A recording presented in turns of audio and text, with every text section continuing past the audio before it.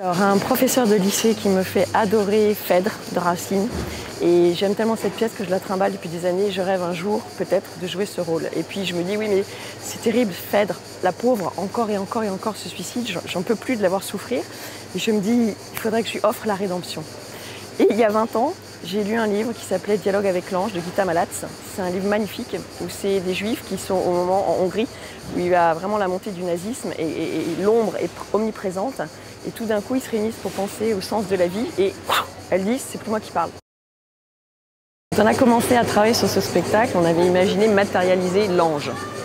Et la comédienne qui devait jouer, à chaque fois, avait des douleurs de gorge. C'était impossible pour elle. Et elle me dit, je ne sais pas pourquoi, je peux pas, j'y arrive pas. Et on s'est dit, mais qu'est-ce qui se passe? Est-ce que les anges ne veulent pas qu'on les matérialise?